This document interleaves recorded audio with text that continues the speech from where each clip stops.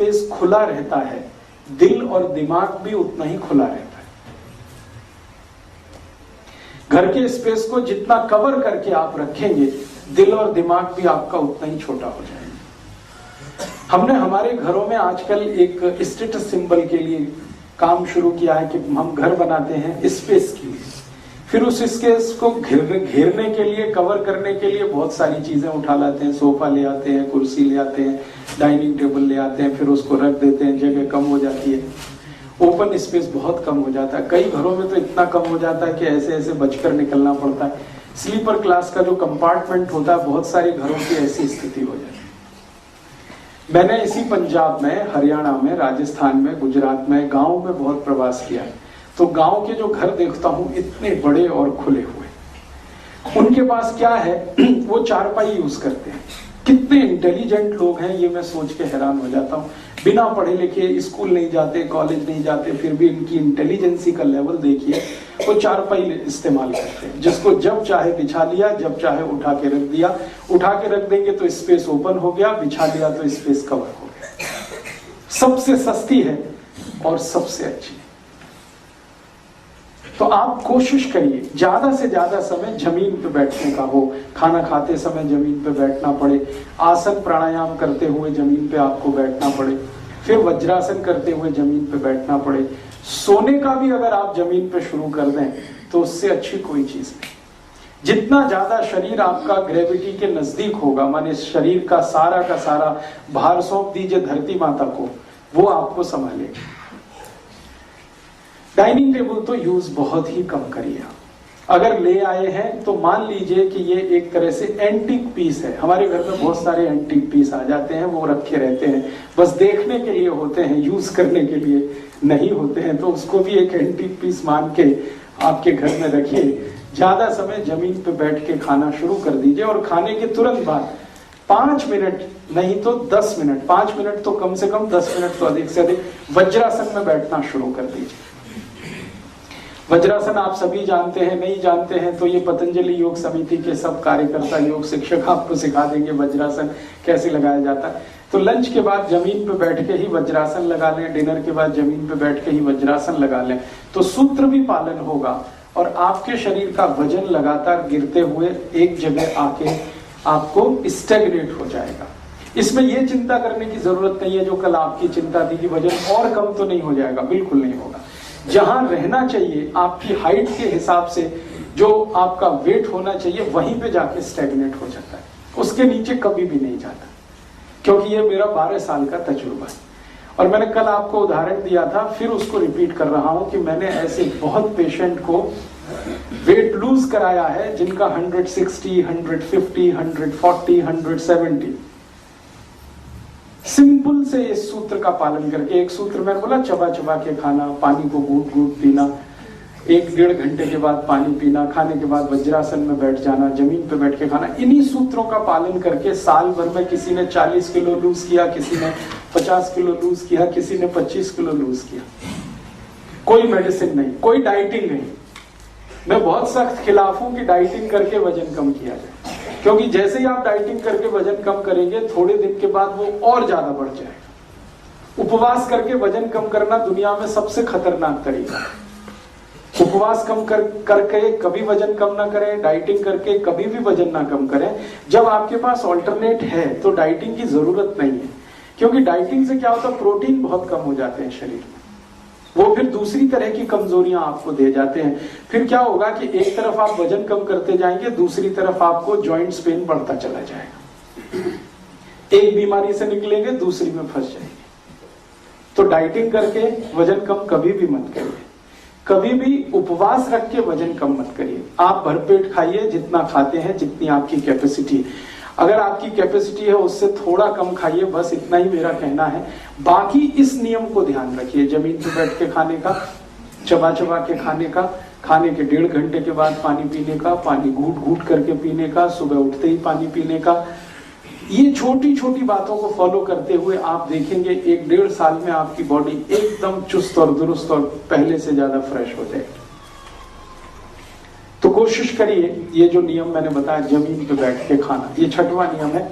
7वां नियम, आयुर्वेद का 7वां नियम है जो बहुत बहुत जरूरी है आप सबको जानना और समझना, वो ये है कि जब भी लंच करें, जब भी लंच के तुरंत बाद आराम करना बहुत आवश्यक है। जिनकी एज 40 प्लस है उनको तो कंपलसरी है लंच के बाद आराम करना, तुरंत बाद। इसको नियम को ऐसे कहा गया है कि लंच के बाद कभी भी कोई काम नहीं करना। ये ऐसे कहा गया है, लंच के बाद कभी भी कोई काम नहीं करना, कितना भी जरूरी हो, आराम करना।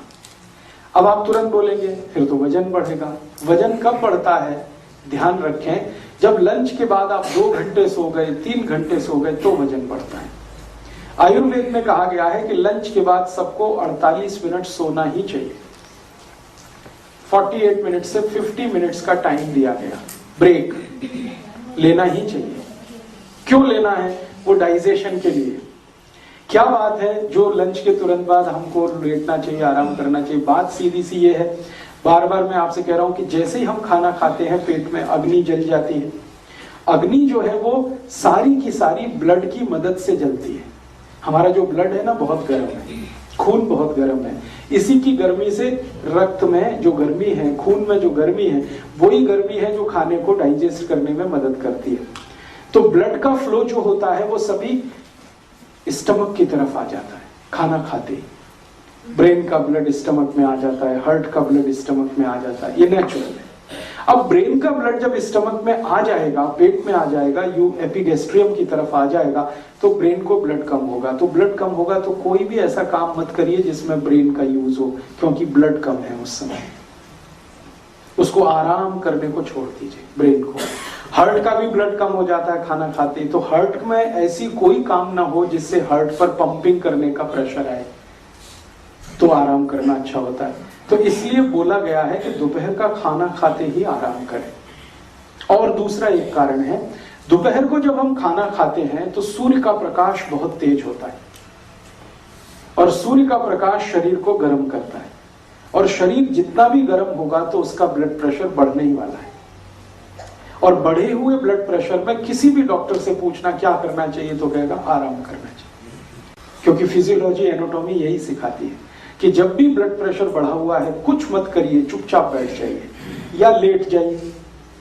लेटने की एक विशेष अवस्था है दोपहर के लंच के बाद। लंच के बाद आप जब लेटें तो हमेशा लेफ्ट साइड में, ये जो आपकी लेफ्ट साइड है इस करवट लेट जाइए। लेफ्ट साइड में लेटने को आयुर्वेद की भाषा में कहते हैं वाम कुक्षी। ये वाम कुक्षी की अवस्था में लेटना बहुत अच्छा होता है। मैं आपको एक जानकारी देता हूं, कभी आपने विष्णु भगवान को लेटे हुए देखा हो तो वो वाम कुक्षी की ही अवस्था में लेटते हैं हमेशा। उसी पोजीशन में, उसी पोस्चर में आप लेट जाइए। इस पोस्चर में आपको अगर नींद आ गई है तो उसको छोड़ना मत, जरूर लेना, क्योंकि ये नींद बहुत कीमती है। इस नींद को पाने के लिए लोग पता नहीं कितने हजार, कितने लाख लोग रुपए की गोलियां खा जाते हैं और उनको आती नहीं। अगर आपको नींद आ गई है तो बहुत सुखी आदमी है, ले लीजिए, लेकिन कंट्रोल नींद पर ये रखिए कि वो 48 मिनट से ज्यादा की ना हो। 48-50 मिनट, बहुत अधिक 1 घंटा। 1 घंटे के बाद उठ ही जाइए। क्यों? 1 घंटे से ज्यादा सोने लगेंगे तो फिर आपको वेट बढ़ना शुरू हो जाएगा, मेद बढ़ना शुरू हो जाएगा, मोटापा बढ़ना शुरू हो जाएगा। ये है दोपहर को खाना खाते ही आराम करने का नियम।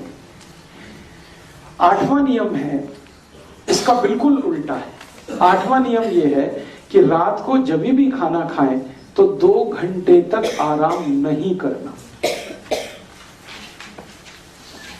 दोपहर को खाना खाते ही आराम करना, रात को कभी भी खाना खा के 2 घंटे बाद ही आराम करना।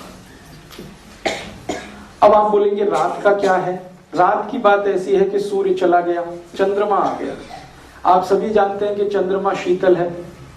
चंद्रमा शीतल है तो शरीर भी शीतल है, और शरीर शीतल है तो ब्लड प्रेशर लो है, और जब लो बीपी होता है तो काम ही करना चाहिए। आराम करेंगे तो फिर तकलीफ आएगी हार्ट को।